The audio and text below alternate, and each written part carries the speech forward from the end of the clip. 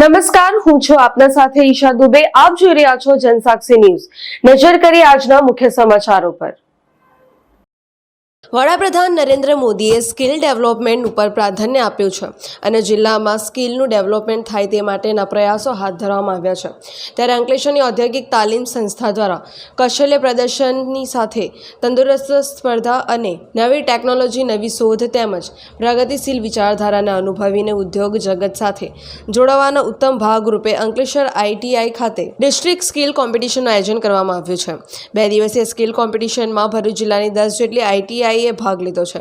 આ સ્કિલ કોમ્પિટિશનનું આજરોજ સુરતના રિજિયોનલ ડેપ્યુટી ડાયરેક્ટર આશા પટેલના હસ્તે ઉદ્ઘાટન કરાયું હતું અને દીપ પ્રાગટ્ય દ્વારા કોમ્પિટિશનનો પ્રારંભ કરવામાં આવ્યો હતો. આ ઉદ્ઘાટન પ્રસંગે અંકલેશ્વર ITIના પ્રિન્સિપલ JB મિસ્ત્રી સહિત વિવિધ કંપનીઓના પ્રતિનિધિઓ હાજર રહ્યા હતા. ભરૂચ જિલ્લા ડિસ્ટ્રિક્ટ સ્કિલ કોમ્પિટિશનમાં 10 ITIના વિદ્યાર્થીઓએ યાંત્રિક, ઇલેક્ટ્રિકલ, રાસાયણિક, ફેબ્રિકેશન, કોમ્પ્યુટર સહિત વિવિધ ક્ષેત્રના નવીન અને પ્રયોગાત્મક પ્રોજેક્ટ મળી 102 જેટલા પ્રોજેક્ટ રજૂ કર્યા હતા. મારું નામ દિનિયા દિલસદ છે. મેં ITI અંકલેશ્વરમાં ભણું છું અને મારો પ્રોગ્રામ સેટેલાઇટ કોમ્યુનિકેશન પર છે.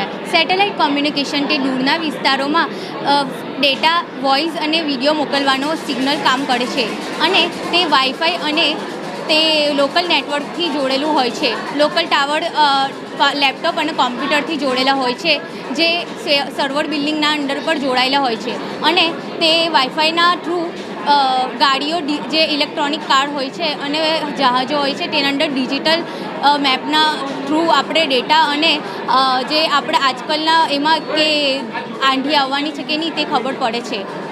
Thank you. મારું નામ રોશન સિંહ છે. મેં મેકેનિક ડીઝલ કરું છું ITI અંકલેશ્વરમાં અને મેં મારી ગ્રુપે આ કોમ્પ્રેસર એર એન્જિન બનાવ્યું છે, જે કોમ્પ્રેસ એરથી ચાલુ છે અને આ વિષય ઉપર ટાટા મોટર્સ ધ કેટ કરીને ઇન્વેસ્ટ કરે છે, સર્ચ કરે છે કે આ એરો ઇકો ફ્રેન્ડલી છે અને ફ્યુચરમાં કામ લાગશે અને ફ્યુલ ફ્રી છે. આની અંદર કોઈ પણ જાતની ફ્યુલ નહીં લાગશે, કોમ્પ્રેસ એરથી ચાલશે, ફ્રી ઓફ કોસ્ટ. આપણા માનનીય વડાપ્રધાન શ્રી નરેન્દ્રભાઈ મોદી દ્વારા સ્કિલ ડેવલપમેન્ટ બાબતે જે આહવાન કરવામાં આવ્યું છે તેના ભાગરૂપે ડિસ્ટ્રિક્ટની અંદર સ્કિલનું ડેવલપમેન્ટ થાય તેના ભાગરૂપે ITI અંકલેશ્વર ખાતે 2 દિવસ 19 અને 20 માર્ચના રોજ ડિસ્ટ્રિક્ટ સ્કિલ કોમ્પિટિશનનું આયોજન વિવિધ એકમોના સહયોગથી કરવામાં આવેલ છે. આ જે ડિસ્ટ્રિક્ટ સ્કિલ કોમ્પિટિશન છે એની અંદર ITI ટોટલ જે છે આપણી ડિસ્ટ્રિક્ટની, ભરૂચ ડિસ્ટ્રિક્ટની ટોટલ 10 જેટલી ITIના વિદ્યાર્થીઓ અત્રે વિવિધ મોડેલનું પ્રેઝન્ટેશન કરશે. કુલ 102 જેટલા પ્રોજેક્ટ્સનું પ્રેઝન્ટેશન કરવામાં આવનાર છે અને બીજા દિવસે લાઈવ સ્કિલ કોમ્પિટિશનનું પણ આયોજન કરવામાં આવે છે. વધુમાં વિવિધ સ્કૂલના વિદ્યાર્થીઓ પણ અત્રે આ પ્રેઝન્ટેશનની મુલાકાત લેવાના છે. કુલ 400 જેટલા વિદ્યાર્થીઓ અત્રે આવવાના છે.